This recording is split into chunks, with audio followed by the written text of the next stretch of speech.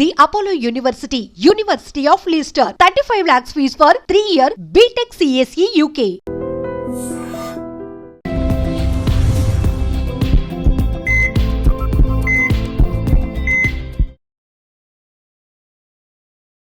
నమస్తే, welcome back to iDream media. మన ఆయుర్వేదం ప్రోగ్రామ్కి అందరికీ స్వాగతం.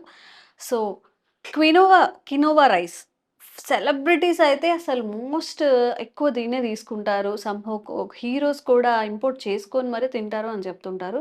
ఈ కినోవా రైస్లో ఉన్న అంటే మన రైస్తో కంపేర్ చేస్తే కినోవా రైస్లో అన్ని పోషకాలు లభిస్తాయా? మనకి ఏంటి డిఫరెన్స్ ఏంటి? అవి తినడం వల్ల మన ఆరోగ్యానికి ఎలాంటి ప్రయోజనాలు ఉంటాయి తెలుసుకుందాం. ప్రస్తుతం అంతా ఉన్నారు వంటింటి చిట్కాలకు కేర్ ఆఫ్ అడ్రస్ అయిన చిటిబొట్ల మధుసూదన్ శర్మ గారు. గత 35 ఏళ్లకు పైగా కూడా ఆయుర్వేద వైద్యాన్ని అందరికీ అందిస్తున్నారు. సో ఈ విషయం మీద మనం ఒక క్లారిటీ తెచ్చుకునే ప్రయత్నం చేద్దాం. నమస్తే సార్, ఎలా ఉన్నారు? బాగున్నానమ్మా. సార్, కినోవా రైస్ ఇప్పుడు సింగిల్ పాలిష్డ్ రైస్ అని చెప్తున్నారు, దంపుడు బియ్యం అని చెప్తున్నారు, ముడి బియ్యం అని చెప్తున్నారు. వీటన్నిటిని మించి కూడా కినోవా రైస్లో అన్ని పోషక విలువలు ఉంటాయా? రైస్ని మించి కూడా అంటే దాన్ని తీసుకోవడంలో ఎలాంటి హెల్త్ బెనిఫిట్స్ ఉంటాయి సార్? ఈ మధ్య చాలా డిమాండ్ క్రేజ్ వచ్చిందమ్మా. కినోవా రైస్ ఒకానొకప్పుడైతే ఫారిన్ కంట్రీస్లోనే లభ్యమయ్యేది. సెలబ్రిటీస్ వాళ్ళు, హై ప్రొఫైల్ ఉన్నటువంటి వాళ్ళు, వివిఐపీస్ ఉన్నటువంటి వాళ్ళు, ఆ స్థాయిలో హై సర్కిల్ ఉన్నటువంటి వాళ్ళు వాడేవాళ్ళమ్మా. ఈ మధ్య కాలంలో మరి దాని యొక్క పాపులారిటీ పెరిగిపోయింది. దానివల్ల ఉపయోగాలు ఉన్నాయని చెప్పేసి రీసెర్చ్ ఫైండింగ్స్ కూడా రావడంతో మరి ఇంచుమించు ఎక్కువ శాతం మంది వాడేటువంటి పరిస్థితి ఏర్పడిందమ్మా. యాక్చువల్లీ దీన్ని కీన్వా రైస్ అంటారమ్మా. ఇది కూడా ఒక మొక్క యొక్క గింజలు. ఇప్పుడు మిల్లెట్స్ ఏ విధంగా ఉంటాయో అదే టైప్ లో ఒక టైప్ ఆఫ్ ఇదమ్మా ఇది కూడా. ఓకే. కాబట్టి ఈ కినోవా రైస్ యాక్చువల్లీ ఏమంటే అమెరికా పంటమ్మా. తర్వాత ఇతర దేశాల్లో పండించడం జరిగింది. క్రమక్రమంగా మన దేశంలో పండించడం కూడా జరుగుతుంది. మన తెలుగు రాష్ట్రాల్లో కూడా ప్రస్తుతం పండిస్తున్నారమ్మా. ఇంతకుముందు ఒకనొకప్పుడైతే కినోవా రైస్ విపరీతమైన కాస్ట్ ఉండేది కాబట్టి సామాన్య మానవునికి అందుబాటులో ఉండేటువంటి పరిస్థితి లేదమ్మా. క్రమక్రమంగా దాని యొక్క ఖరీదు కూడా తగ్గుతోంది. ప్రస్తుతం అయితే ఇంచుమించు ఆవరేజ్ గా కినోవా రైస్ ఒక కిలో 150 రూపాయల నుంచి 200 వరకు ఉందమ్మా. ఇంకా ఖరీదు ఇంకా తక్కువ అవుతుందని చెప్పేసి అనుకుంటున్నారమ్మా. సో ఈ క్వినోవా రైస్ యొక్క ప్రత్యేకత ఏంటంటమ్మా, దీంట్లో మంచి పోషకాంశాలు ఉంటాయి. రెండవది ఈ కార్బోహైడ్రేట్స్ మిగతా వాటితో పోల్చుకుంటే కార్బోహైడ్రేట్స్ తక్కువ ఉంటాయమ్మా. సర్వసాధారణంగా మన రైస్లో పోల్చుకుంటే కార్బోహైడ్రేట్స్ ఎక్కువ ఉంటాయి. సో ఈ క్వినోవాలో కార్బోహైడ్రేట్స్ తక్కువ ఉంటాయి.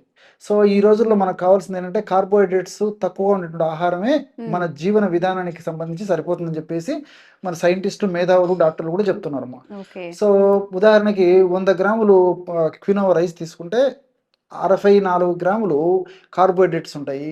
తర్వాత ఒక 14 గ్రాములు ప్రోటీన్స్ ఉంటాయి. అట్లే ఫ్యాట్స్ వచ్చేసి 6 గ్రామ్స్ ఉంటాయి. ఫైబర్ వచ్చేసి 7 గ్రామ్స్ ఉంటుందమ్మా. వీటితో పాటు ఐరన్, తర్వాత phosphorus, magnesium, manganese, folic acid ఇలాంటివన్నీ కూడా అనేక రకాల పోషకాంశాలు కూడా ఉంటాయమ్మా. వీటితో పాటు యాంటీ ఆక్సిడెంట్ ప్రాపర్టీస్ ఉన్నటువంటి క్వర్సెటిన్ అనేటువంటి ఒక పదార్థము ఇలాంటివి కూడా ఉంటాయమ్మా. వీటన్నిటి తోడు ఇందులో ఉన్నటువంటి మరొక ప్రత్యేకత ఏంటంటే లియోలైసిన్ అని చెప్పేసి ఒక అమినో యాసిడ్ ఉంటుందమ్మా. ఈ లియోలైసిన్ అనేటువంటి అమినో యాసిడ్ 100 గ్రాములు ఈ యొక్క క్వినోవా రైస్ లో 540 మిల్లీగ్రాములు ఉంటుందమ్మా. ఇది చాలా చాలా ఉపయోగపడుతుందమ్మా. అది ఎలా కూడా నేను చెప్తాను. సో ఇంత గొప్పగా ఉన్నప్పటికీ, ఇంత పోషకాంశాలు ఉన్నప్పటికీ క్వినోవా రైస్ యొక్క దీని యొక్క పరిధులు, పరిమితులు ఉన్నాయమ్మా. అంటే కాయ కష్టం తక్కువగా చేసేటువంటి వాళ్ళు తక్కువ తీసుకోవాలి. తర్వాత నీడ పట్ల ఉద్యోగ వ్యాపారాలు నిర్వహించే వాళ్ళు తక్కువగా తీసుకోవాలి క్వాంటిటీ. అదేవిధంగా శారీరక శ్రమ తక్కువగా ఉన్నటువంటి వాళ్ళు తక్కువ క్వాంటిటీ తీసుకోవాలమ్మా. దీంతో పాటు మరి వెయిట్ పెరుగుతున్నటువంటి వాళ్ళు, కొలెస్ట్రాల్ సమస్య ఉన్నటువంటి వాళ్ళు, అదేవిధంగా ఈ ఫ్యాటీ లివర్ సమస్య ఉన్నటువంటి వాళ్ళు, ఇలాంటి వాళ్ళందరూ కూడా కొద్ది ప్రమాణంలో తీసుకోవాలమ్మా. మరి ఎక్కువగా తీసుకోకుండా ఉంటే మంచిదన్నమాట. ఎందుకంటే మిగతా వాటితో పోల్చుకుంటే, అంటే ఇప్పుడు రైస్తో పోల్చుకుంటే క్వినోవా మంచిదే, కానీ మరి కేవలం క్వినోవానే సంపూర్ణ ఆహారం అవుతుందని చెప్పడానికి మాత్రం లేదమ్మా. సో కాబట్టి అంటే పరిస్థితిని బట్టి తీసుకోవడం వల్ల మరి మిల్లెట్స్ కంటే కూడా వాటితో పోల్చుకున్నప్పటికీ ఇందులో కార్బోహైడ్రేట్ శాతం ఎక్కువ ఉంటుంది, ప్రోటీన్ శాతం ఎక్కువ ఉంటుందమ్మా ముఖ్యంగా. సో మనకు కావాల్సింది ప్రోటీన్స్ ఎక్కువ. సో మిగతా రైస్ పదార్థాలతో మిల్లెట్స్తో పోల్చుకుంటే చాలా వరకు దీంట్లో ప్రోటీన్స్ ఎక్కువ ఉంటాయి కాబట్టి దీనికి డిమాండ్ కూడా బాగా పెరిగిపోతుందమ్మా. అది దీనికి సంబంధించి. సో సరే, లియోలైసిన్ గురించి చెప్తాను చూడమ్మా. సో ఈ మధ్య కాలంలో చాలా మందికి కాళ్ళ నొప్పులు, కీళ్ళ నొప్పులు, మోకాళ్ళ మోకాళ్ళ నొప్పులు, కండరాల నొప్పులు, అలసిపోవడము, బడలిక ఇవన్నీ జరుగుతున్నాయమ్మా. దీనికి చాలా వరకు ఈ యొక్క కాల్షియం లోపం ఎక్కువ శాతం మందిలో కారణంగా ఉంటుంది అన్నమాట.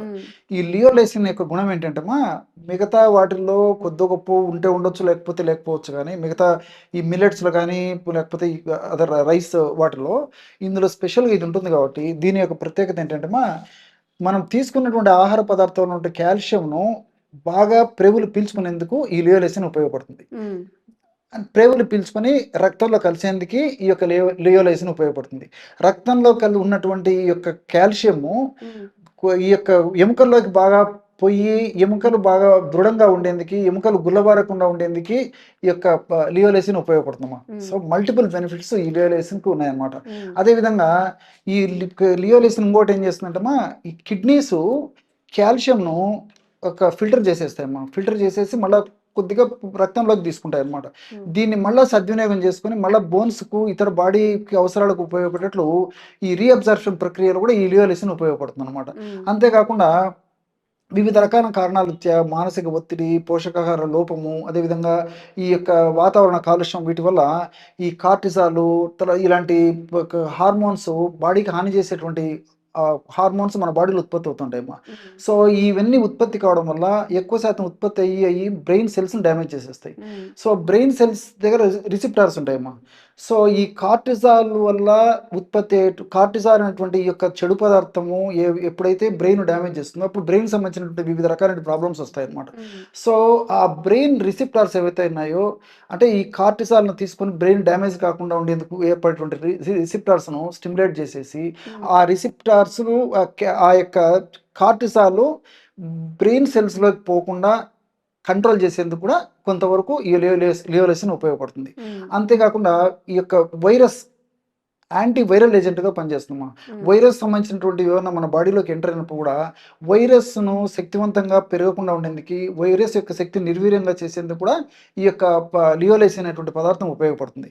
కాబట్టి అంటే ఈ మధ్యకాలంలో ప్రాచుర్యం వచ్చేదానికి ఇవన్నీ కూడా ప్రధాన కారణాలుగా ఉంటున్నాయి. కాబట్టి మరి పూర్వకాలంతో పోల్చుకుంటే ఈ రోజుల్లో రేటు కూడా తక్కువ, ఇందులో ప్రోటీన్స్ ఎక్కువ, కాబట్టి అందరూ వాడుకోదగ్గ దివ్యమైనటువంటి ఆహార పదార్థంగా మరి ప్రపంచవ్యాప్తంగా గుర్తింపు పొందుతోంది. కాబట్టి మనం వాళ్ళు కూడా వాడుకోవడంలో అయితే తప్పు లేదు, కానీ పరిమితులను పరిస్థితులను చూసుకొని వాడుకోవాలమ్మా. సో రైస్ లాగా వాడుకోవచ్చు, దీన్ని ఉప్మా చేసుకోవచ్చు, కిచిడి తయారు చేసుకోవచ్చు, రవ్వతో ఈ యొక్క కినోవా రవ్వ తయారు చేసుకొని దాంతో కొన్ని పదార్థాలు తయారు చేసుకోవచ్చు. తర్వాత క్వినోవా పిండితో తయారు చేసుకోవచ్చు, క్వినోవా రైస్ లాగా వండుకోవచ్చు. సో ఏ పద్ధతిలో క్వినోవాను కూడా సద్వినియోగం చేసుకోవచ్చుమా. బట్ నేను చెప్పినట్లు ఏమంటే కొంతమంది మాత్రం కొద్ది ప్రమాణంలో తీసుకోవాలమ్మా. సో క్వినోవా తినాలా వద్దా, రైస్ తో పోలిస్తే ఎలాంటి బెనిఫిట్స్ ఉంటాయి? మీ అందరికీ క్లారిటీ వచ్చిందని అనుకుంటున్నాను. సో సార్ ద్వారా అండ్ ఇంకొంత అవేర్నెస్ కల్పించే వీడియోస్ చేస్తూనే ఉంటాము. Thank you sir, thank you so much. Okay. Sir, one life lesson what medicine has taught you. Whatever you can do without expecting. But I really believe మన positive attitude ఉంటేనే మనం ఏదైనా సాధించగలం. గట్ని మనం కరెక్ట్గా డీల్ చేసినట్లయితే అది మనకి పాజిటివ్ హార్మోన్స్ని రిలీజ్ చేస్తుంది. షుగర్ వచ్చిన వాళ్ళ పరిస్థితి ఏంటి? పొట్ట దగ్గర పెరిగితే దాన్ని ఆండ్రాయిడ్ అంటారు, ఆండ్రాయిడ్ ఫోన్ కదా. అసలు థాట్స్ ఎందుకు వస్తాయి? బ్రెయిన్ డెడ్ అంటే దానికి ప్రపంచం అంతా కూడా కొన్ని నిర్దిష్టమైనటువంటి లక్షణాలు ఉంటాయి. మానసికంగా ధైర్యంగా ఉంటే క్యాన్సర్ జయించవచ్చు. You are a doctor for a cause sir, అంతే. వాళ్ళకి వచ్చిన ఆదాయం కాకుండా ఫ్రీ సర్వీస్ ఎంతమందికో చేస్తారు.